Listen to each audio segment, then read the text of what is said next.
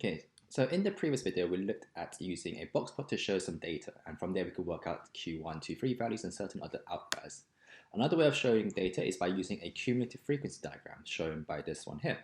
It's going to look kind of like an S shape, and what we're going to do is try and plot cumulative frequency. It's a frequency basically added up from before, and then on the x-axis we're going to plot the variable. Okay, so this works for continuous data, so when there's like a range in between the groups. And so when we're plotting these points here on the x-axis, you just have to make sure that you plot the upper boundary of the class, okay?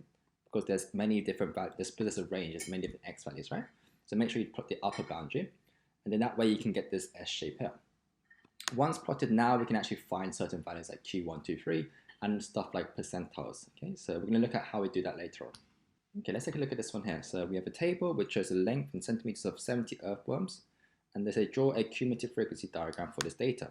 So they've actually drawn it for us here, right? Okay, but the way if we were asked to draw it ourselves, what we need to do is create a cumulative frequency column, another column here, and then what we have to do is add up the previous one. Okay, so the first value would be 3, the second one would be 3 plus 13, so 16, 16 plus 14 would be 30, 56, 66, and 17. So you need to have this cumulative frequency column yourselves.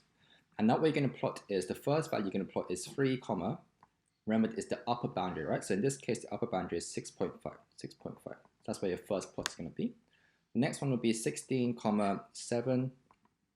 Next will be 30, comma, 7.5, and so on and so on and so on. And if you plot that and then join them up, making sure that the curve is as well fit as possible, then you get this shape here. Okay, so after you've done that, we can estimate the medians and the quartiles.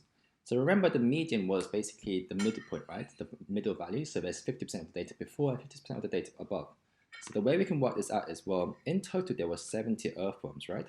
So we want to work out the value of the 35th, well, if we divide it by 2, right? So it'd be 35, and then we add 0.5. That means, so, well, we just leave it as 35. So we're trying to find the 35th value here. And so what we need to do is basically look at the 35th value here, so roughly here, and draw a horizontal line to the cumulative frequency diagram, and then draw a vertical line straight down. And this point where it crosses the x-axis will tell us where the median value is. So in this case, it's going to be roughly 7.6. That's going to be the median value for Q2. They also asked us to find the quartile, so let's find Q1 as well. Q1, remember, is 25% of the data, right? So if there's 17 total, just do 70 divided by 4, which is a 17.51. And so we go in the cumulative frequency side, y-axis, we can find 17.5, so roughly, let's say here, draw a horizontal line to the line, and draw a straight vertical line straight down, and that's roughly 7.2. Let's find Q3 as well. So Q3 is 70 times 4, 3 over 4, which will give us the 52.5 value. Once again, we go to the graph, draw 52.5, so roughly here. Draw a vertical line straight down, which will give us roughly 8. Okay, so with the cumulative frequency diagram, we can actually find certain all these quartiles, and you can even find the percentiles. Okay, right. In C, it says estimate that how many earthworms are longer than 8.2 centimeters. So in this case, we do the reverse. So we look at the x-axis first, and we go for 8.2 first.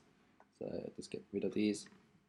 So we find 8.2, and then what you want to do is draw a vertical line straight up to until it meets the graph, and then draw a horizontal line until the y-axis. And so it's roughly going to be 60, let's say 62.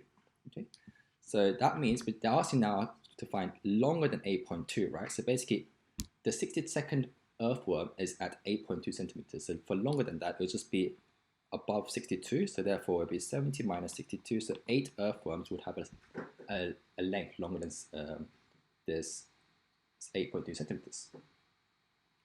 And finally, shorter than 7.3. So once again, we look for 7.3. Roughly here, go vertically up, go horizontally across, and then read the value. That's going to be roughly 22. Okay, and so because they're asking us for shorter than 7.3, then we're looking for how many are below here, and it's just going to be 22 values, or 22 earthworms. So as you can see from these cumulative frequencies, we can work out how many earthworms are or how many things are above a certain level or below a certain level, and we can work out the Q1, 2,